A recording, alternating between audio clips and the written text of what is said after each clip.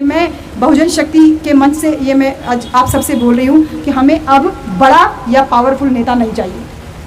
हमें अब बड़ा और पावरफुल नेता नहीं चाहिए, हमें मीनिंगफुल नेता चाहिए। हमें कामयाब नेता भी नहीं चाहिए, हमें काम का नेता चाहिए जो हमारे काम आ सके। केवल आइडियल लेकर के अब हम और आगे काम नहीं कर सकते, क्योंकि समाज की स्थिति वास्तव में बहुत ज़्यादा बुरी होती चली जा रही है। और कुछ ऐसे भी है जिनकी विचारधारा स्पष्ट नहीं है, खाली बस ताव देकर और बस मुकदमे लड़वाना, यही सब काम रह गया। अगर सत्ता ना प्राप्त कर पाए तो क्या करें? समाज बिखरा रहे, समाज कमजोर बना रहे, समाज पिटता रहे, समाज ऐसे जलाया जाता रहे, ऐसे पीटा जाता रहे। हो भी सकता है कि हम सत्ता प्राप्ति में सफल भी हो जाएं, और फिर ये प्रश्न होता है कि हम क्या समाज को मजबूत करेंगे? ये भी तो हो सकता है कि हम लालची हो जाएं, हमको हमारे पास पावर आ जाए तो हम लालची हो जाएं, और लालची हो जाए तो सत्ता के नशे में इतना हो जाए कि हम समाज को भूल जाएं, जो हुआ हमारे साथ। बॉटम से टॉप पे जाना है हमें। भागीदारी हमारी जो शक्ति है वही हमारी भागीदारी तय करेगी, और फिर भागीदारी ही सत्ता की दशा और दिशा तय करेगी। सत्ता हमारे आगे मजबूर हो, हम सत्ता के आगे मजबूर ना हो।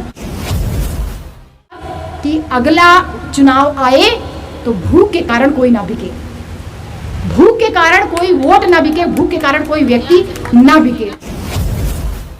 क्योंकि ये मान के चलिए कि 2024 का इलेक्शन आंदोलन का इलेक्शन होगा, आंदोलन का इलेक्शन होगा, क्योंकि ये आंदोलन होगा आपके और हमारे हक अधिकार जो छीने जा रहे हैं। उसकी लाश पे कोई नया काम होने जा रहा है, उसको रोकने के लिए आप और हम तभी काम कर पाएंगे।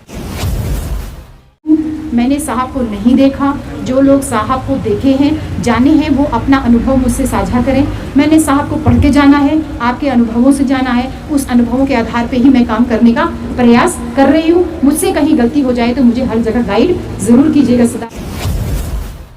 ये सारे क्या है, मतलब बहुजन शक्ति ही तो है ना, एक उड़ान है जिसको हमें तय करना है। तो हमारे सारे साथियों ने, जो हमारे सलाहकार हैं, हमारे बुद्धिजीवी, हमारे जो सीनियर लोग हैं, इन सब लोगों ने तय किया कि इसका नाम बहुजन शक्ति होना चाहिए। और इसका जो लोगो है, मैं सीधे फोकस उसी पे कर रही हूँ। इसका जो लोगो आप देख रहे हैं, ये लोगो चक्र है, और उस चक्र पे खड़ा हुआ हाथी है। तो ऑटोमेटिकली बहुजन शक्ति को ये अपने आप में डिफाइन कर रहा है। सम्राट अशोक ने हमें जो धम्मचक्र दिया, जिसको बाबा साहब ने भारत के संविधान में और इसके साथ ही साथ जो तिरंगे में लगाया, उस तिरंगे को चौरंगा बनाया, और उस चौरंगे को आज ये मजबूर कर रहे थे 20-20 रुपए में खरीदने के लिए। तो ये एक कमर्शलाइज कर रहे हैं हर एक चीज़ को, आपको भी धन से जोड़ना है। तो ये जो प्रतीक चिन्ह है, ये अपने आप में सेल्फ एक्सप्लेनेटरी है कि ये 24 तीलियाँ होती हैं इसमें चक्र में, और वो 24 तीलियाँ हमको 24 घंटे चलायमान रखने के लिए कहती हैं। आप लोग कह रहे थे ना कि मैडम अपना बचा हुआ समय समाज को देती हैं। बचा नहीं, मैं बचा हुआ समय नौकरी को देती हूँ, क्योंकि मैं खा तो समाज की रही हूँ ना, तो मैं बचा हुआ समाज को कैसे दे सकती हूँ? जिसका ज़्यादा हिस्सा है तो जिम्मेदारी उसके प्रति मेरी ज़्यादा है ना। साहब ने कहा जिसकी जितनी हिस्सेदारी उसकी उतनी भागीदारी। हम हिस्सेदारी ज़्यादा ले रहे हैं ना, मैं प्रोफेसर हो गई, वो भी इतनी बड़ी यूनिवर्सिटी में, मैंने ज़्यादा हिस्सा ले लिया ना, तो मुझे बाकी सबकी भागीदारी ज़्यादा सुनिश्चित करनी है। तो एक सेल्फ एक्सप्लेनेटरी लोगो है, हाथी है। साहब ने कहा बहुजन समाज हाथी के समान विशाल है, इसको अपनी शक्ति का एहसास नहीं है। ये जातियों में बटा है, जहाँ धोबी से पासी कहता है मैं तुझसे ऊँचा, पासी से चमार कहता है मैं तुझसे ऊँचा, उससे कहार कहेगा मैं तुझसे ऊंचा, कहार से आहिर कहेगा मैं तुझसे ऊंचा, आहिर से लोहार कहेगा मैं तुझसे ऊंचा। सब एक दूसरे से ऊंचे नीचे में लगे हैं, और नतीजा क्या होता है कि वो सरकार बना लेते हैं हमारे ऊपर चढ़ के, और हम धोबी पासी अठीक खटीक लोहार सुनार चमार में, मौर्या कुशवाहा, इन्हीं सब में उलझ करके रह जाते हैं। तो धम्मचक्र को चलायमान करना है। 24 तीलियाँ जो है 24 घंटे आप चलायमान रहिए। और इसके साथ साथ हाथी जो बहुजन समाज का प्रतीक है, इसको किसी पार्टी से जोड़ के मत देखिएगा। ये साहब का दिया हुआ लोगो है, और साहब ने कहा ये हमको बाबा साहब दे के गए हैं, ये हमारे साहब दे के गए, हमारे महापुरुष दे के गए हैं। ये इस ऊर्जा को, इस बहुजन समाज को अपनी शक्ति का पुनः एहसास, क्योंकि साहब ने एहसास करा दिया था, इसको पुनः एहसास कराना है। और समाज को मजबूत करने के 2 तरीके हो सकते हैं। मैं जल्दी बात करने की कोशिश करूँगी, क्योंकि हम लोगों को सबको संजय गौतम जी के यहाँ भी जाना है। समाज को मजबूत करने के 2 तरीके होते हैं। एक तो आप सत्ता प्राप्त कर लीजिए, सत्ता प्राप्त कर लीजिए, और जैसे हुआ था एक बार अपने उत्तर प्रदेश में भी, सत्ता प्राप्त कर लीजिए, और उसके बाद ज़मीन का पट्टा बांटिए, स्कूल खोलिए, कॉलेज खोलिए, स्मारक बनाइए, और समाज में सत्ता मिल जाने के बाद में समाज को मजबूत करने का काम करें। एक तो ये तरीका। दूसरा तरीका है समाज में नीचे लेवल से, एकदम ग्रास रूट लेवल से हर मोर्चे पर मजबूत करते हुए, समाज को मजबूत करते हुए सत्ता में भागीदारी सुनिश्चित करें। अभी तक साहब कांशीराम जब तक थे तब तक तो हम दोनों तरीके से चल रहे थे, वो ग्रास रूट लेवल पे भी काम कर रहे थे और ऊपर लेवल पे भी काम कर रहे थे। लेकिन ज़्यादातर और जगह पे देखा जाए तो ज़्यादातर पहला तरीका ही अपनाया जाता है कि सत्ता में आएंगे तब ये होगा, सत्ता में आएंगे तब ये होगा, ना नौमन तेल होगा और ना राधा नाचेंगे। उत्तर प्रदेश का इलेक्शन इस बार के लिए आप सबको, हम सब के लिए एक बहुत बड़ा जो है एक उदाहरण दे ही गया है, एक एग्जाम्पल दे के ही गया है। पहला तरीका अपनाते थे कि गुणा गणित करके किसी तरीके से सत्ता प्राप्ति का प्रयास कर लीजिए, लेकिन हर सिक्के के क्योंकि दो पहलू होते हैं, तो ये हो सकता है कि हम सत्ता प्राप्ति के संघर्ष में अगर असफल रहें तो फिर क्या हो, अगर सत्ता ना प्राप्त कर पाएँ तो क्या करें, समाज बिखरा रहे, समाज कमज़ोर बना रहे, समाज पिटता रहे, समाज ऐसे जलाया जाता रहे, ऐसे पीटा जाता रहे। हो भी सकता है कि हम सत्ता प्राप्ति में सफल भी हो जाएं, और फिर ये प्रश्न होता है कि हम क्या समाज को मजबूत करेंगे। ये भी तो हो सकता है कि हम लालची हो जाएं, हमारे पास पावर आ जाए तो हम लालची हो जाएं, और लालची हो जाए तो सत्ता के नशे में इतना हो जाए कि हम समाज को भूल जाएं। जो हुआ हमारे साथ, सत्ता के नशे में इतना हो जाए कि भूल जाए और उसका लाभ कुछ एक व्यक्तियों तक ही सिमट कर रह जाए, और समाज को कुछ भी हासिल नहीं होगा सिवाय दगाबाजी के, ठगी महसूस करने के और अविश्वास, जैसा अब तक होता आया है। जब मैं फेसबुक पे कमेंट्स पढ़ती हूँ तो मैं यही सोचती हूँ कि कितना अविश्वास पैदा हो गया है हमारे लोगों के बीच में, कि अगर कोई काम करने का कोशिश करता है तो उसके ऊपर पहले बॉम्ब दागते हैं, अगर वो बच गया तो फिर वो आगे काम करेगा, और नहीं बचा तो वो फिर बैकफुट पे चला जाएगा। तो बहुजन शक्ति जो है ये संगठन दूसरी रणनीति पे काम करेगा। रास्ता थोड़ा लंबा है, थोड़ा कठिन है, लेकिन ये पूरी तरीके से टिका हुआ है, क्योंकि ये साहब का दिखाया हुआ रास्ता। नीचे ज़मीन पे ग्रास रूट लेवल पे हमको काम करना है, क्योंकि सत्ता में कोई हमेशा नहीं बना रह सकता, कोई भी नहीं बना रह सकता। सत्ता हमेशा अस्थायी होती है, आज इनकी सरकार है, कल किसी और की सरकार रहेगी, लेकिन और ये लोकतांत्रिक व्यवस्था में ऐसा होना स्वाभाविक भी है। क्यों सूर्य जी, बिल्कुल स्वाभाविक है। प्रश्न अगर यही है हमारे बीच में कि अगर सत्ता नहीं है तो क्या हम ऐसे ही बेचारे, कमज़ोर, लाचार, विवश क्या ऐसे ही बने रहें? तो बहुजन शक्ति का यही उद्देश्य है कि सत्ता रहे ना रहे, समाज हमेशा रहेगा। सत्ता रहे ना रहे, समाज हमेशा रहेगा, और समाज के लोग हमेशा रहेंगे। इसलिए समाज और लोगों का सशक्त होना बहुत ज़रूरी है, क्योंकि सत्ता में परिवर्तन, जो सामाजिक सत्ता में परिवर्तन होता रहता है, अगर सत्ता में सामाजिक प्रतिनिधित्व बना रहेगा तो हम हमेशा मजबूत बने रहेंगे। इसका उदाहरण मैंने आपको दे ही दिया कि एक खास वर्ग जो है वो हमेशा मलाई खाता है, सरकार किसी की भी रहे। और उत्तर प्रदेश में भी हमने देखा, और भी जगहों पे देखा कि हम सरकारें बनती हैं, लंबे लंबे समय तक भी रहती हैं, लेकिन फिर भी उनके जीवन में कोई खास परिवर्तन देखने को नहीं मिलता है। तो प्रश्न यही है कि आखिर क्यों सत्ता प्राप्ति कर ली और उसके बाद भी हम समाज को मजबूत नहीं कर पाए, जबकि जो वर्तमान सरकार है वो बिल्कुल उल्टा काम कर रही है। उसने सत्ता पे फोकस किया, उसके साथ साथ वो समाज पे भी फोकस कर रही है। वो अपने समाज के, अपने लोगों को इतना मजबूत करते रही है कि बिल्किस बानो के रेपिस्ट जेल से रिहा हो जा रहे हैं, हमारा बेटा मटकी छू लेने पे मार दिया जा रहा है, तो वो पूरा सबूत ही मिटा दिया जा रहा है कि इस कॉलेज में कभी मटकी रही होगी। लेकिन हाँ, समाज की एकता का जीता जागता उदाहरण है कि दैनिक भास्कर, जो एक बहुत अच्छा चुनाव के दौरान हम सबका फेवरेट न्यूज़पेपर हो जाया करता था, दैनिक भास्कर ने लिखा 38 कौम ने, 38 या 36 कुछ ऐसा आंकड़ा है, 36 कौम ने कहा कि ये जो है स्कूल में कोई मटका नहीं था और कोई जातिवाद नहीं है। और दिलीप मंडल जैसे काफ़ी सीनियर जो पत्रकार वगैरह, उन्होंने एक मुहिम छेड़ी कि हम ये डिमांड करते हैं दैनिक भास्कर से कि उन 36 कौम का नाम अपने अखबार में छापे कि वो 36 जातियाँ कौन है जो जातिवाद को खत्म नहीं करना चाहती, और वो कह रही हैं कि जो उस टीचर ने किया वो गलत नहीं था और स्कूल में कोई छुआछूत ऊंच नीच नहीं है। और उस मुहिम का एक फ़ायदा भी जो है वो आज हमको देखने को मिला कि आज पूरे दैनिक भास्कर के पेपर से पूरी न्यूज़ ही गायब है, जालौर की घटना की पूरी न्यूज़ गायब है। यानी कि समाज मजबूत हुआ ना, एक व्यक्ति ने आवाज़ उठाई और उसका हजारों लोगों ने समर्थन किया, तो इसका मतलब है कि राजनीति को आपके सामने झुकना पड़ा। ऐसा ही मजबूत समाज जो है बनाने की कोशिश हमें करनी है, क्योंकि हम सत्ता में सामाजिक भागीदारी अगर नहीं निभा पाए, इसी वजह से हम सत्ता का लाभ नहीं ले पाए। सत्ता चिरस्थायी नहीं होती है, बार बार यही बात बोल रही हूँ कि लाभ लेना अगर है, समाज रहेगा तभी तो लाभ ले पाओगे। समाज को पीछे छोड़ दिया, साहब के कैडर बंद हो गए, तो कैसे समाज आगे बढ़ेगा? और जो कैडर किए हुए लोग थे उनकी भी बहुत बड़ी जिम्मेदारी है कि आप निष्क्रिय हो गए। आप कहते हैं कि आपको समाज में कोई नहीं पूछता, कोई नहीं सुनता। आप ही की तो बेटी हूँ ना मैं, मुझे भी तो यही लगता था कि कोई नहीं सुनता। हम तो जब शुरुआत किए थे तो गाड़ी में दरी, बाबा साहब का फोटो ये लेके चलते थे और गांव में जाके खड़ा करते थे जब अपनी गाड़ी। तो ये बाबा साहब की देन थी कि मेरे पास एक कार थी पहले से। तो जब गांव में कार ले जाके खड़ा करते थे और एक महिला ऐसे छोटा छोटा बाल काट के अगर कटा हुआ रहे और उतरे ऐसे, तो सब समझते हैं कोई पढ़ी लिखी महिला हो। तो एक कुर्सी उर्सी ला के तुरंत दे देते थे। हम कहे भैया एक चौकी ला के दे दीजिए, तखत ला के दे दीजिए। तखत पे हम बाबा साहब का, भगवान बुद्ध का फोटो रखे थे, माला फूल अपने पास से आर्टिफिशियल रखे थे, सब ले जाते थे। और इतना बड़ा एक माइक हमने खरीदा था, उसमें हम पीछे पेन ड्राइव से गाना बजा देते थे आप जैसे सिंगर्स का, और गीत बजता था मिशनरी। तो बच्चे इकट्ठा हो जाते थे सबसे।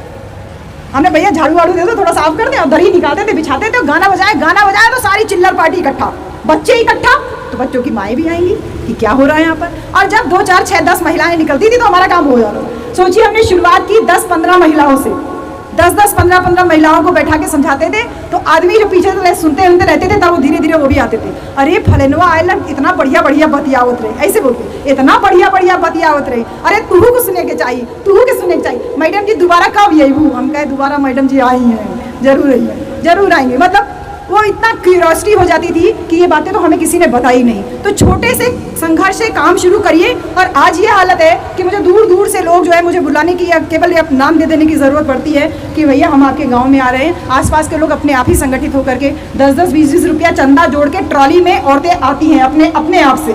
और ऐसा सीज़न, ये बिल्कुल खेती का एकदम पीक सीज़न है। यहाँ तो आप लोग शहर में रह रहे हो, हम तो लोगों के बीच में गाँव में रहते हैं। ये पीक सीजन खेती का है, जहाँ पे इस समय धान की रोपाई का काम होता है। ऐसे सीजन में औरतें कहती है मैडम जी एक दिन रोपाई थोड़ा देर से हो जाएगी तो भूखों नहीं मर जाएंगे, एक दिन निराई थोड़ा देर से हो जाएगी तो कोई बात नहीं, लेकिन आप तो हमें बार बार नहीं मिलेंगे। तो ये जज्बा उनके अंदर है, इस जज्बे को केवल हमें कैच करना है। तो सत्ता में भागीदारी का लाभ हम तभी ले पाएंगे जब हम अपने समाज को मजबूत कर पाएंगे। इसलिए हम इस बहुजन शक्ति की टीम ने पूरा तय किया है कि हम दूसरी रणनीति पे चलते हुए समाज को वैचारिक स्तर पे, आर्थिक स्तर पे सशक्त करेंगे और फिर सामाजिक और सांस्कृतिक रूप पे एकजुट करके और संगठित करने का काम करेंगे। क्योंकि सत्ता से सशक्तिकरण नहीं, बल्कि संगठन से सशक्तिकरण और फिर सशक्तिकरण से हम सत्ता पर। टॉप टू बॉटम नहीं आना, हमें बॉटम से टॉप पे जाना है। एक एक सीढ़ी चढ़ना है। रास्ता थोड़ा मुश्किल है, थोड़ा मेहनत ज़रूर है, लेकिन आपकी बहन ये मेहनत कर सकती है तो आप नहीं कर सकते। एक टेलबोन फ्रैक्चर लेके आपके सामने खड़ी हो, बेल्ट लगा के पूरे टाइम रहती हो, लेकिन कार्यक्रम होता है तो न दर्द, किसी चीज़ का एहसास नहीं होता। और भी बहुत सारी चीज़ें, परेशानियाँ होती रहती हैं। आपके सामने मिलिंदर गौतम जी है ना, देखिए इतना नट बोल्ट लगा के बैठे हुए हैं।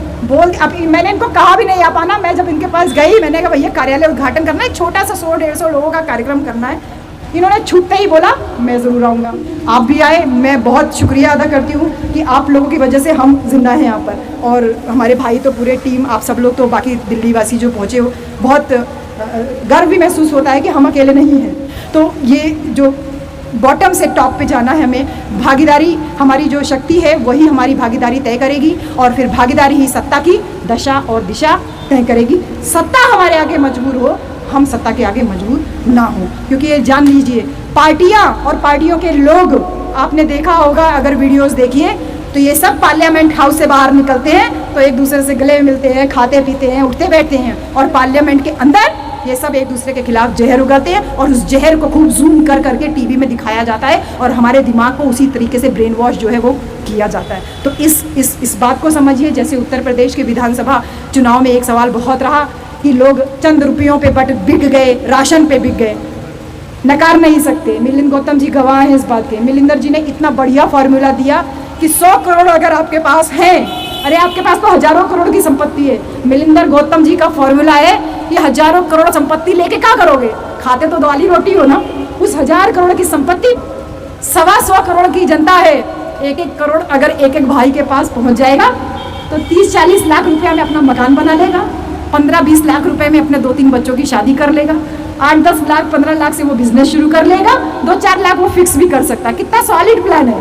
100 करोड़ में हमारी पूरी तकदीर बदल सकती है। 15 लाख जैसा झूठा वाला नहीं है, ये 15 लाख जैसा झूठा वाला नहीं है, लेकिन कितना सटीक प्लानिंग है। कह रहे हैं कि देखिए 2 तरीका है, या करोड़ खर्चा करें सब लोग हमारे समाज के पास, सबके पास, क्योंकि हम जब राशन पे 5 किलो बिक जा रहे हैं तो वो तो हमारे लिए बहुत बड़ी रकम है। तो मैंने कहा भाई ये तो कभी होने वाला है नहीं, जो 2-2, 4-4, 5-5 लाख रुपया इकट्ठा हो रहा है, तो वहाँ पे आपके लिए क्यों कोई 1 करोड़ रुपया एक आदमी पे खर्चा करेगा। मैंने कहा ये तो दूसरा, इन्होंने कहा दूसरा रास्ता भी है। तो वो दूसरा रास्ता वही है कि ग्रास रूट लेवल पे लोगों को इकट्ठा करें, और जो राशन पे बिक गए उसमें मुद्दा ये होना चाहिए कि हम भूखे रहे होंगे इसीलिए तो बिक गए ना, भूखे रहे होंगे तभी तो बिक गए ना, या फिर हम कोई किसी तरीके की वैचारिक अपंगता का शिकार रहे हों, हमारा मेंटल लेवल ऐसा रहा हो कि हाँ ठीक है भैया ले लो। तो राजनीतिक पार्टियां सत्ता पे कब्जा करने के लिए तमाम इस तरीके का प्रलोभन देती है, लेकिन जो बहुजन शक्ति है वो इस नीति पे भी कि ये हमारे लोग 5 किलो राशन पे जो बिक गए, इससे हमें बहुत कष्ट भी हुआ, हम खुद भी गए देखे, लेकिन हमारे समाज की महिलाओं ने बहुत मजबूती से बहुत लोगों को जवाब दिया कि मुंह ने उचले दोबारा दिखाई दे, इतना बड़का झोला लेके आए हो, सीधे ऐसे बोलती थी, गाली दे करके भगाया है लोगों को अपने गांव से कि ये राशन ले जाओ, ऐसा राशन हम अपने जानवरों को खिलाते हैं, हम खुद नहीं खाते।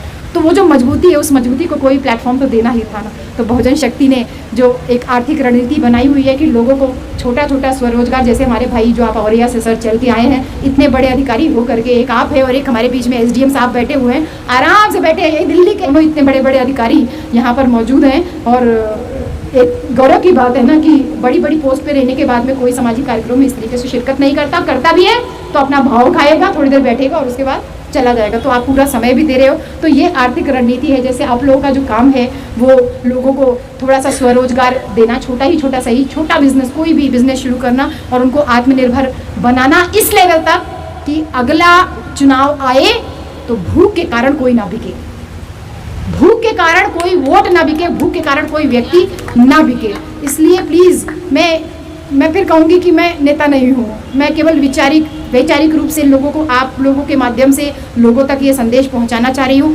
कि युवाओं में जो एक वैचारिक अपंगता डाल दी गई है कि खाली तुम्हें ताव देना है मूँछों पे और ग्रेड बने घूमना है, ये जो वैचारिक अपंगता का शिकार हमारे बच्चे हैं, इनको प्रेरित करना है कि आप हायर एजुकेशन लीजिए और इस हायर एजुकेशन के साथ साथ आप अंग्रेजी सीखिए। मैं अंग्रेजी की प्रोफेसर हूँ, सूरज मेरा स्टूडेंट रहा है, आपके बीच में यहाँ बैठा है, यहाँ तैयारी कर रहा है। इस बात का ये बच्चे गवाह है कि अगर टीचर क्लास में खड़ा होकर खाली अंग्रेजी बोलता है तो बच्चा एक भी शब्द बोलने के लिए हिम्मत नहीं जुटा पाता, और अगर टीचर हिंदी बोलता है तो उसका बच्चा गुरुजी यार कैसे गुरुजी, ये होता है। ये फर्क है भाषा का। अंग्रेजी सीखिए, वो आपको संस्कृत सिखा रहे हैं, आप अंग्रेजी सीखे, किसी के बहकावे में आने की ज़रूरत नहीं है। हायर एजुकेशन लीजिए, युवा बच्चे, स्पेशली युवा बच्चे हायर एजुकेशन लीजिए और इसके साथ साथ आपको हर एक स्तर पे सहयोग दिया जाएगा। जितना हमारा सामर्थ्य है हम उस सामर्थ्य के हिसाब से आपको सहयोग देंगे, ट्रेनिंग देंगे, आपको जो है कोई करियर काउंसलिंग है वो प्रोवाइड कराएंगे, और भी जो लोग संगठन काम कर रहे हैं उसके माध्यम से आप लोगों तक रीच पहुँचेगी। और इसके साथ साथ जो हमारे युवाओं में जो उग्रता और आक्रामकता हो रहा ना, हर एक चीज़ का बदला केवल थाना घेर करके ही ले सकते हैं, नहीं, आप थाना घेर के अपना 2-4 काम करा सकते हो। अगर आपको लंबी लड़ाई लड़नी है तो इस ऊर्जा को, जो हमारे बच्चों की जो ऊर्जा है, इसको वैचारिक परिपक्वता में उनको मैच्योर बनाना है, वैचारिक रूप से अपने महापुरुषों की विचारधारा से लैस करना है, इनको रचनात्मक चीज़ों की तरफ मोड़ना है। और अगर लंबी लड़ाई लड़नी है तो बौद्धिकता का परिचय देना होगा, शालीनता का परिचय देना होगा, क्योंकि ये लड़ाई लंबी है और सदियों चलने वाली है। जो हमने काम शुरू किया है इसका फल खाने के लिए शायद हम ना रहें, लेकिन वो तमाम बच्चे जो यहाँ पर आए थे, सम्मानित हुए थे, अलग अलग जगहों से, हरदोई से भी लोग आए हैं, तो ऐसे युवा बच्चे जो केवल बस एक झलक पाने के लिए, एक बार बात करने के लिए इतना दूर सफ़र चल के आ सकते हैं, तो उनके अंदर जोश और जज्बा का आप अंदाज़ा लगा सकते हो कि वो कितनी बड़ी क्रांति कर सकते हैं। तो एक काम युवाओं पे फोकस ये करना है, और इसके साथ ही साथ हमारा जो एक इतना बड़ा वोट बैंक है, इतना बड़ा जो जनाधार है, इसके बावजूद हमारी जो राजनीति में प्रेजेंस है, राजनीति में जो हमारी उपस्थिति है वो बिल्कुल ज़ीरो है, एकदम नगण्य है, क्योंकि जो हमारे जनप्रतिनिधि हैं वो हमारे बीच में निकल ही नहीं रहे हैं, हमारे बीच में आते ही नहीं है, केवल चुनाव के समय में आते ही है, पैसे के दम पे टिकट मांगते हैं, तो इनको भय भी नहीं होता, जो अभी हम लोगों ने बात कही। इसलिए बहुजन शक्ति का एक उद्देश्य ये भी है कि वो एक दबाव समूह के रूप में वो रहे, और इसके साथ ही साथ चाहे निशा जी हो, चाहे पूनम जी हो, ऐसे लोग जो बड़े बड़े पदों पे रहे हैं और जिनके अंदर राजनीति की ललक है, जो आगे राजनीति को नई दिशा दे सकते हैं और वो नेतृत्व करने के लिए तैयार हैं, ऐसे लोगों को हम काका गागा सिखाएंगे। और इसके साथ साथ इनको प्लेटफॉर्म भी देंगे कि अगर आपको चुनाव लड़ना है तो आप चुनाव इस तरीके से लड़ो, केवल पैसा दे करके टिकट लेने के चक्कर में नहीं पड़ो। पैसा दे के टिकट ये बहुत कॉमन हो गया, लेकिन बदनाम सिर्फ आप और हम रह गए, बदनाम सिर्फ हमारा बहुजन समाज है। तो बहुजन समाज की जो कार्यशैली थी उस पर हम काम नहीं कर रहे हैं, इसीलिए हम बदनामी की तरफ जा रहे हैं। तो एक जो हमारी महिलाएं हैं या हमारे युवा हैं जो नेतृत्व करने के लिए तैयार हैं, उनको हम प्लेटफॉर्म देंगे। और इसी के साथ ही साथ मैं ये एक तरीके से कह सकते हैं, जैसे सिग्नेचर होता है ना, सिग्नेचर स्टेप या सिग्नेचर स्टेटमेंट, ये मैं बहुजन शक्ति के मंच से ये मैं आज आप सबसे बोल रही हूँ कि हमें अब बड़ा या पावरफुल नेता नहीं चाहिए, हमें अब बड़ा और पावरफुल नेता नहीं चाहिए, हमें मीनिंगफुल नेता चाहिए, हमें कामयाब नेता भी नहीं चाहिए, हमें काम का नेता चाहिए जो हमारे काम आ सके। केवल आइडियल लेकर के अब हम और आगे काम नहीं कर सकते, क्योंकि समाज की स्थिति वास्तव में बहुत ज़्यादा बुरी होती चली जा रही है। और एक चीज़ और जिससे मुझे बहुत ज़्यादा, मैं अपने क्लास में भी हमेशा इस बात को ध्यान रखती हूँ, बोलती भी हूँ कि हम वुमेंस राइटिंग पढ़ाते हैं। वुमेंस राइटिंग एक सब्जेक्ट है, एमए में एक पेपर है, उसमें हम कोशिश करते हैं कि ज़्यादा से ज़्यादा मेल स्टूडेंट्स आए, लड़के पढ़ें, क्योंकि लड़कों को अपनी विचारधारा बदलने की ज़रूरत है। वुमेन्स स्टडीज़, वुमेन्स को पढ़ने की ज़रूरत नहीं, मेल को पढ़ने की ज़रूरत है। और हम अपने क्लास में भी बहुत सारे बच्चों को ये बातें बताते रहते हैं कि हर एक राजनीतिक पार्टी देखिए या कोई संगठन देखिए, हर एक संगठन में आपने क्या देखा, एक महिला विंग बना दी जाएगी और उस महिला की एक कमांडर निशा बना दी जाएगी। क्यों? निशा के अंदर इतनी कैपेबिलिटी नहीं है कि वो पुरुष का विंग कमांडर बन सके? है? साहब कांशीराम इतना बड़ा उदाहरण पेश करके गए, इसके बावजूद तथाकथित समाज के बुद्धिजीवी लोग जो संगठन चला रहे हैं, हर एक संगठन वुमेन्स विंग अलग से बनाया हुआ है। सिर्फ साहब का संगठन छोड़ करके, साहब कांशीराम का बनाया संगठन छोड़ के हर संगठन में वुमेन्स विंग अलग से है। इसका मतलब आप अपनी उस डबल हायरार्किकल सिस्टम जो माइंडसेट है उससे आप बाहर नहीं आ पा रहे हो। डबल हायरार्की मतलब एक तो औरत, ऊपर से दलित औरत, तो एक जो मेल हायरार्की है वो आपके अंदर अभी तक गई नहीं कि आप औरतों को औरतों तक सीमित कर दे रहे हो। यहाँ पे औरतों को पहले बुला करके सम्मानित करने के पीछे बहुजन शक्ति का वो उद्देश्य अपने आप स्पष्ट कर देना था कि युवाओं, ये महिलाओं में और युवाओं में जितनी ऊर्जा है, जो 5 मीटर साड़ी पहन के खाना बना सकती है। मैं ये बात क्लास में भी बोलती हूँ सूर्या, कि तुम लोग तो खाना बनाते हो तो बंडी तक उतार देते हो, और बच्चे कहते हैं सही करें, मैंने हॉस्टल में खाना बनाओ, घर में खाना बनाओ, बंडी तक उतार दो। 5 मीटर लपेट के जो इतनी तपती गर्मी में जितने भी मेहमान हो जो खाना बना सकती है, उसकी एनर्जी का कोई मुकाबला नहीं। क्यों नहीं दीपशिका जी? सही बात है ना? कोई भी आए, हम इतना घूंघट करके भी काम कर लेते हैं, तो उस एनर्जी के कम मिसयूज हो रहा है हमारे समाज में। तो पूरी तरीके से महिलाएं नेतृत्व करने के लिए आगे रहेंगी। अगर कोई, वैसे तो हमने राष्ट्रीय अध्यक्ष और ये राष्ट्रीय उपाध्यक्ष जैसा कोई पद नहीं रखा है, जिसको जिस पद पे काम करना है उस पद के हिसाब से काम करें, क्योंकि हम सब कोऑर्डिनेटर हैं, हम सब ऑर्गेनाइजर हैं। तो ऑर्गेनाइजेशन में जो टॉप पोजीशन पे होगी वो महिला होगी। उसके बाद आपको उपाध्यक्ष बनना है तो आपके लिए पोस्ट खाली होगा, क्योंकि क्रांति अभी तक पुरुषों ने नहीं की, और पुरुषों की क्रांति की वजह से क्रांति कभी सक्सेसफुल हो नहीं पाई, क्योंकि जो क्रांति करने वाली थी उसको तो तुम घर में चूल्हा चौका करने को छोड़ के आए थे। तो उसे निकालना है बाहर, वो फ्रंट में रहेगी और पीछे से आप रहोगे, क्योंकि हम पे अभी भी पुलिस वालों की लाठियां कम उठती हैं। ठीक, इतना बेनिफिट हमें अभी मिलता है। तो हमें अब एक वुमेन लीडिंग जो है, वुमेन लीडर्स रहेंगी, पीछे जो एसोसिएट्स रहेंगे वो आप लोग रहेंगे। सर कोई दिक्कत तो नहीं है?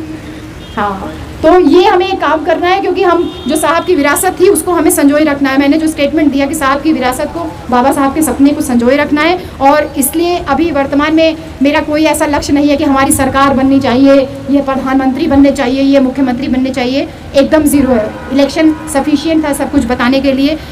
हमारी प्राथमिकता है, प्रयास भी यही है कि बहुजनों को हर स्तर पे सशक्त करें और संगठित हो, ताकि किसी की भी सरकार रहे, हमारी भागीदारी हमेशा रहे। कल रात में जब ये टेंट बंद रहा था, हम लोग 3 बजे तक यही बैठ करके ये झंडी लगाना, और वो दीदी जो है जिनका ये कार्यालय जिन्होंने दिया है, वो खुद जो है सिलाई मशीन लेकर के झंडी का वो सिल रही थी, उसमें पाइप नहीं ठीक से जा रहा था। तो रात में जब बैठ रहे थे तब मुझे साहब का वो संघर्ष याद आ रहा था कि साहब खुद जो है बैठ करके वो एक डोरी बांध रहे थे, मंच लगा रहे थे, और एक पुलिस वाला आया और उनसे कहा ये मंच कांशीराम का है, मुझे कांशीराम से बात करनी है। तो वो साहब थे, साहब को पहचानता नहीं था, साहब बंडी पहने थे और लुंगी पहने थे और डोरी बांध रहे थे इसमें पाइप में। तो वो बोलता है कि साहब से मिलना है, तो बोले कि बताओ काम बताओ, क्या नहीं साहब से ही मिलना है। साहब ने कहा अच्छा ठीक है। साहब गए, पर्दे के पीछे उनकी शर्ट टंगी थी, उस बंडी के ऊपर साहब शर्ट पहन करके चले आए, बोले हाँ बोलो मैं ही कांशीराम। तो वो लेवल था, इतना बड़ा नेता जिसने आपको और हमको नेता बना दिया, जिसने आपको और हमको, समाज में हम लोग को नेता ही तो बोलते हैं, जिसने आपको और हमारे अंदर इतनी ऊर्जा का संचार किया, वो खुद कितना ग्रास रूट लेवल पे रहता था। उसका संघर्ष हमारे लिए एक बहुत बड़ा एग्जाम्पल है कि उनकी वजह से हमारे समाज में इतने सारे जो चमचों की पूंछ है ये साहब की वजह से ही है। साहब ने इतनी मजबूती पैदा कर दी कि वो मजबूर हो गए आपके बीच से आपकी जाति का नेता पैदा करने के लिए। तो हमारी जाति के नेता तो दूसरे संगठनों ने बना दिए, लेकिन वो सब सिर्फ चमचे बन करके रह गए। तो अब बहुजन शक्ति का जो मुख्य उद्देश्य है वो यही है कि हम समाज को इकट्ठा करने के लिए, एकजुट करने के लिए आगे आए हैं। और इसके साथ साथ जो महिलाओं की भागीदारी है उसको पूरी तरीके से, जो उसका नाम है बहुजन शक्ति नाम, उसी में उसका दर्शन भी है कि एक जो बड़ा तबका केवल रोजी रोटी के लिए संघर्षरत रहता है, उसके लिए स्वास्थ्य, मनोरंजन, ये सारी चीज़ें उसके लिए बिल्कुल एक सपना मात्र है, जिसके लिए सरकार भी कुछ नहीं कह रही है। तो क्या उनको बेसहारा छोड़ दिया जाए? ये एक बहुत बड़ा प्रश्न हमारे सामने था कि हमारी जिम्मेदारी, समाज की जिम्मेदारी क्या है? क्या ये समाज के सामूहिक प्रयास से हल नहीं हो सकता? और इसी प्रयास को संगठित रूप देने के लिए इस बहुजन शक्ति का निर्माण किया गया है। हमारे समाज में ऐसे हजारों बच्चे हैं जो समय से पहले जो है अपनी शिक्षा छोड़ देते हैं, उनको घर के कामों में लग जाना पड़ता है, और उनका भी कुछ सपना होता होगा, वो सपना वो वहीं अधूरा रह जाता। तो उनका सपना क्या अधूरा ही रह जाए? तो उस सपने को पूरा करने का एक छोटा सा सामूहिक प्रयास वो बहुजन शक्ति के माध्यम से करने का किया जा रहा है, क्योंकि बिना संगठन के ये संभव किसी भी सूरत में नहीं था। कोई राजनीतिक पार्टी इन सब पे काम नहीं कर रही है। और एक बात और समझ लेना है कि क्या केवल राजनीतिक एकजुटता ही से हमारी समाज की जो समस्याएं हैं क्या ख़त्म हो जाएंगी? क्या राजनीति टॉप लेवल पे पहुंच जाएगी तो क्या सब कुछ सही हो जाएगा? नहीं। अगर समाज में आपके मतलब हमारा जो उद्देश्य एक तरीके से कह लीजिए, समाज में अगर वैचारिक अपंगता रहेगी, विचार से लैस नहीं रहेंगे, महापुरुषों के संघर्ष को नहीं जानते रहेंगे, तो हम इस उद्देश्य को प्राप्त नहीं कर पाएंगे। इसलिए बहुजन शक्ति का उद्देश्य इन सारी इस राजनीतिक उद्देश्यों से कहीं आगे है, क्योंकि एक तरीके से कह सकते हैं कि राजनीतिक एकजुटता इसका एक अंश मात्र हो सकता है, लेकिन मेन मोटो समाज का है। इसमें कोई राजनीति करना चाहता है तो हम आपको बता सकते हैं कि साहब ने हमको कैसे राजनीति सिखाई थी। समाज को सिर्फ राजनीतिक रूप से सफल नहीं बनाना है, बल्कि आर्थिक रूप से उनको स्टेबल करना है और संपन्न बनाना है, और इसके साथ ही साथ वैचारिक रूप से उनको मजबूत करना है, और सांस्कृतिक रूप से भी, जैसे शशि भूषण जैसे कलाकार जो हैं वो उनके वीडियो कैसेट्स, ऑडियो कैसेट्स और इनके जो कार्यक्रम आयोजित करके रात रात में बहुत देर तक ये लोग, इतना अनुभव है गाने का। तो जो सांस्कृतिक क्रियाकलाप हमारे भाई बिंदेश्वरी भारती जो गोंडा से चल के आए बलरामपुर से, ये लोग आज भी साहब के मिशन को जिंदा रखे हैं। इनकी पूरी टीम आज भी ड्रामा खेलती है, वो ड्रामा जो साहब कांशीराम सिखा करके गए थे, बिल्कुल उसी तरीके से आज भी इनकी पूरी टीम गांव-गांव में ड्रामा खेलती है। रात रात रुक करके, वैसे ही बिल्कुल बंद करके कि गांव में कोई और बिरादरी का नाम आने पाए, रात रात में बहुजन मिशन को जागृत करने वाले वो ड्रामा खेलते हैं। तो इस तरीके से आज राजनीतिक निर्भरता के कारण जो हमारे समाज में इतनी संकीर्णता आ गई है कि हमारा हर काम का शुरुआत और अंत जो है वो दोनों राजनीति पे आके टिक जाता है। जैसे मैंने कहा ना कि बस खाली यही कि अब बस राजनीतिक पार्टी बनाएंगी और ये चुनाव लड़ेंगी। पिछले 10-15 साल से मैं लगातार हर चुनाव से पहले या तो मुझे कोई टिकट दिला रहा होता या मेरे पति को कोई टिकट दिला रहा होता, और हर एक व्यक्ति यही कहता है एकदम पक्की खबर है, एकदम पक्की खबर है कि इस बार इनके पति को समाजवादी पार्टी से टिकट मिलने वाला था, बहुजन समाज पार्टी से टिकट मिलने वाला था, कांग्रेस से टिकट मिलने वाला था। हर चुनाव में किसी ना किसी पार्टी से हमको टिकट मिलने वाला, ऐसा प्रचारित किया जाता है। तो राजनीति पे जो सब चीज़ आकर के खत्म हो गई है। मेरा अनुरोध है अपने प्यारे बहुजन साथियों से कि एक समाज का संचालन सिर्फ राजनीति से नहीं होता है, राजनीति से ऊपर भी चीज़ें हैं। वो हमारा समाज है, समाज का जो जीविकोपार्जन के साधन है, जो मनोरंजन के साधन है, एजुकेशन है, इन सारी चीज़ों को समग्र रूप से इकट्ठा करके हमको शामिल करके आगे बढ़ना है। और राजनीतिक पार्टियां क्योंकि इस मोर्चे पे काम नहीं कर रही हैं, इसलिए सामाजिक संगठन के रूप में इसको हमें काम करना है कि अगर राजनीतिक रूप से केवल जागरूक हो जाए तो उससे बहुत सफल होने वाला नहीं है काम, लेकिन हमें राजनीति पे जो लोग काम कर रहे हैं वो करते रहे, हमें बाकी मोर्चों पे काम करना है। और ये सब काम जो है एक सामूहिक सहयोग से और एक संगठन के माध्यम से ही हो सकता है। वो सामूहिक सोच, सामूहिक संगठन, वो एक बहुजन शक्ति का उसको नाम दिया गया है। तो मैं एक जो है नारा एक तैयार किया है इस बहुजन शक्ति के लिए कि बहुत हो गई अंधभक्ति, हाँ बहुत हो गई अंधभक्ति, अब अपनाओ बहुजन शक्ति। बहुत हो गई अंधभक्ति, अब दिखाओ बहुजन शक्ति, अब दिखाओ बहुजन शक्ति, अब अपनाओ बहुजन शक्ति।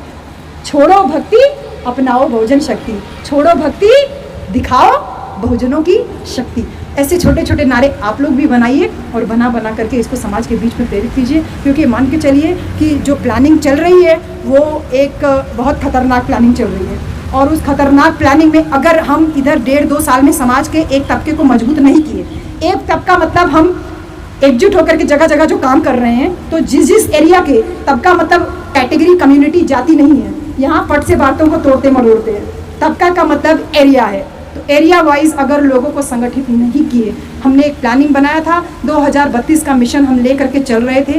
वो प्लानिंग सक्सेसफुल हो सकती थी, लेकिन हम उसे और एडवांस लेवल पे आज पहुंच चुके हैं कि आज सोशल मीडिया के माध्यम से जो क्रांति चल रही है वो क्रांति मल्टीप्लाई हो रही है। पहले हम ये कहते थे कि एक आदमी जो है कम से कम एक आदमी को सिखाए, और वो एक आदमी को सिखाए, इस तरीके से चेन बनता चला जाएगा। तो बहुजन शक्ति संगठन में एक नारा हमने और दिया है, एक 1+10 का, जो नेटवर्क मार्केटिंग का बिजनेस आजकल बहुत चल रहा है, और जब उसको स्टडी किए तो हमने कहा समाज में नेटवर्क मार्केटिंग बहुत ज़रूरी है, और इसीलिए 1+10 का है कि आप सदस्यता लीजिए।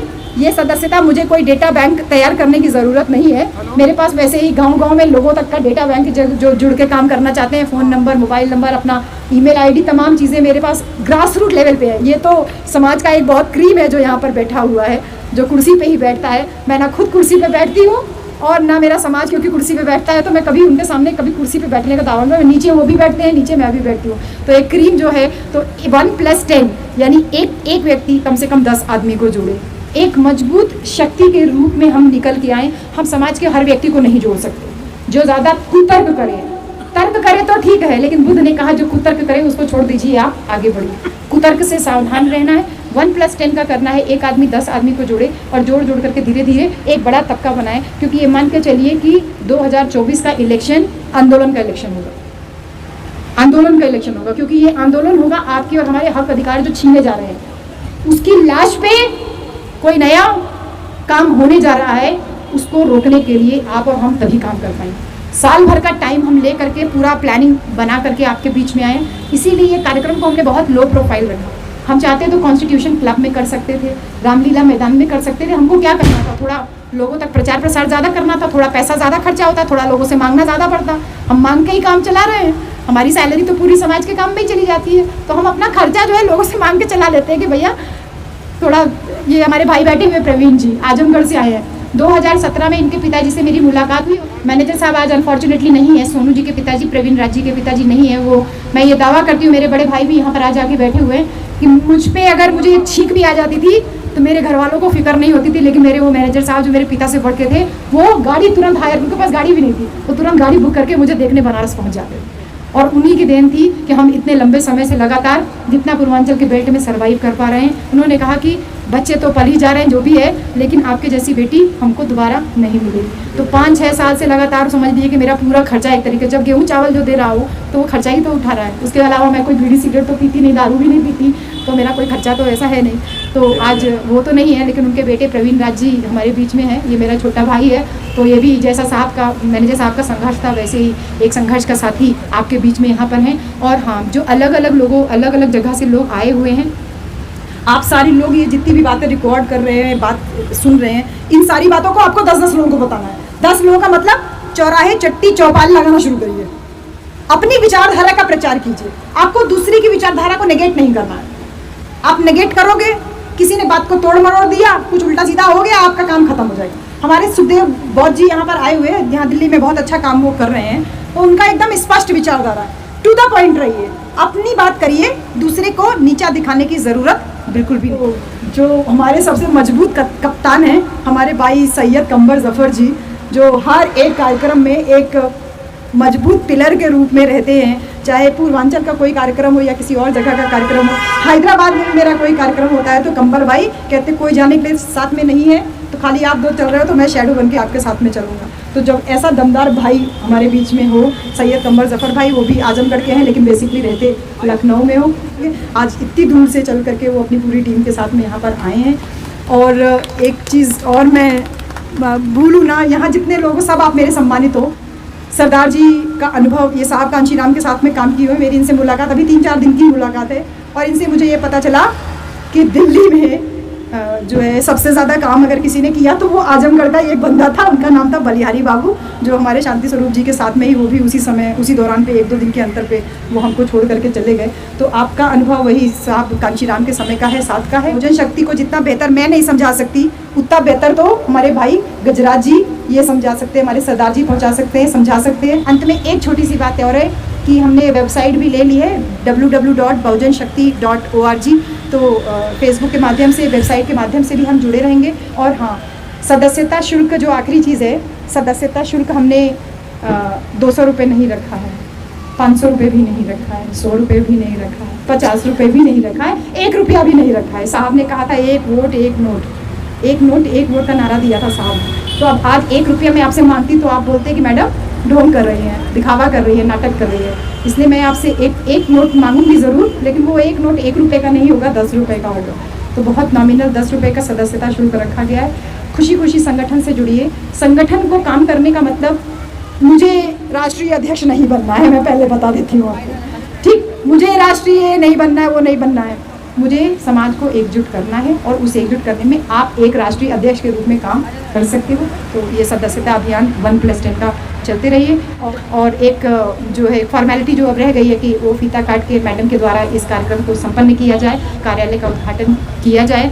मैं देश में पूरे हर जगह से आने वाले सभी साथियों को ढेर सारा धन्यवाद दूंगी और यही विनती करूंगी कि मैं आपकी बहन हूँ। मैंने साहब को नहीं देखा, जो लोग साहब को देखे हैं, जाने हैं, वो अपना अनुभव मुझसे साझा करें। मैंने साहब को पढ़ के जाना है, आपके अनुभवों से जाना है। उस अनुभवों के आधार पे ही मैं काम करने का प्रयास कर रही हूँ। मुझसे कहीं गलती हो जाए तो मुझे हर जगह गाइड ज़रूर कीजिएगा सरदार जी, ये आपसे विशेष अनुरोध है मेरा। सभी को बहुत बहुत धन्यवाद इतनी दूर से आने का, इतना समय देने का। सभी को जय भीम, नमो बुद्धाय, जय